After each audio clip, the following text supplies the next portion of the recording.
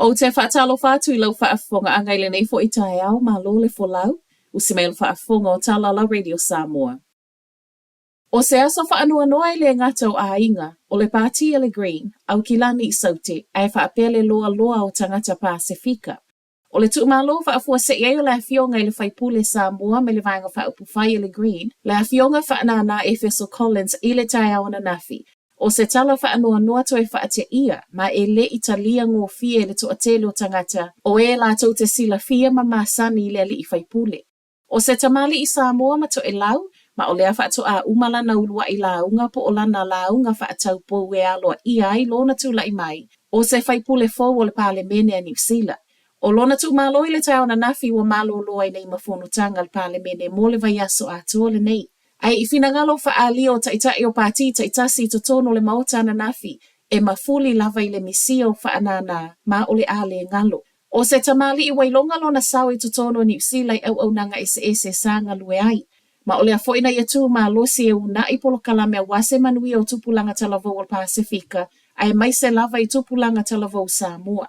Ma o ia foi o se tasi safi nau ma losi, ina ia tineia winga whaeilonga lanu. E tu ma lo whaanana, wa fast ful male iwa tau sanga o lona soifua. O le soi malanga tuai au se talia le minister o tupe New Zealand Nicola Willis e tala noa iawa noa tau fi whaata wa inga. O le tau neina whaelo mai yaile whai ngā malanga le minister. Ma o le tala noango le a whaata tau lea I suinga wa ngā I mai ma le whai ngā malofo wa New Zealand leolo o iai le taiminei. O New Zealand ma au se talia, e mawhanawhana la ua mafutanga I tū tau fi whaata wa inga I tū sama saunoanga le minister. Ma e au ngā tele lea mo le una I o pisinisi ai maisele tamau a inga o atu nuu I lona o te lenga.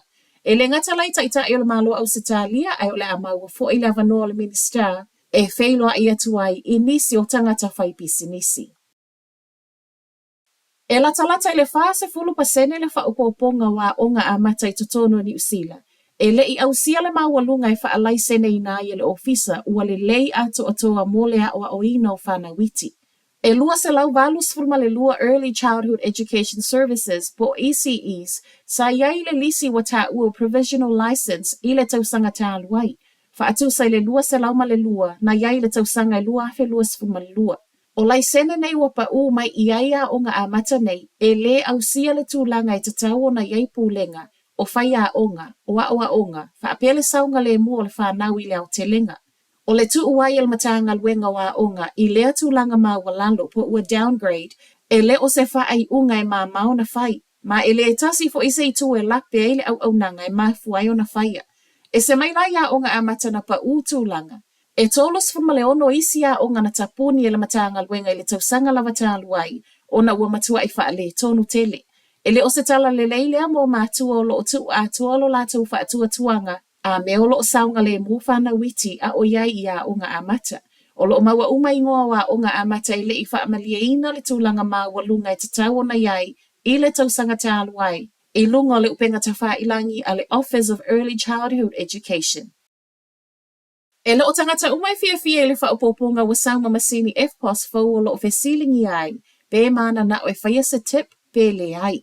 O le whausanga fau masini FPOS o lewa whesilingi ai tangata whaatau.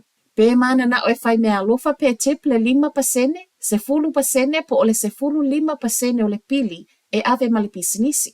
Whina ua pisinisi ma tangata whai ngā luenga. Wo o i le taimi e wha amata lai a au tangata kiwi ai fo wai. A o isi wa whai mai, wa pei wa tu uaile a venga I lunga o le tangata wha atau. I lunga o pengata wha ilangi al vaenga o tu risi, o lo o wha alawi lo ai New Zealand. O le whai o le tepe le o seanga tangata kiwi, peitai. O atunu I whawhai peo Amerika maisi o la lātou lea māsani ma e wha amalo sia foi I le tele o lātou whale ainga. Ai o le whesoa soani al pole silo le asosio whale ainga I New Zealand nei Marisa Bedos I tala alele tio a New Zealand o lo o mawhai lavona te ena I le tangata whaatau lea whesili pe a le mana o iai. Matala whaaiu, watoe sau fo I leisi reporti lelelei whaasanga-sanga I le oranga tamariki mana au nanga. O le whesili watu lai mai nei. E fia nisi reporti e mo o mia whaato a mawhaiona nga I e whaise suinga.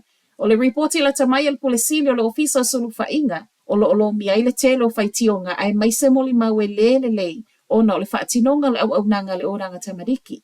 Ai maile whaatono o le komiti whaafoe a le whana wora, Mere pekera waitai o le tele ripoti nei e tai tutusa umalawa whaamtalanga mai tū o loo a ngai ia I lo minga. O Talanala Radio Samoa, manuiele nei tai au.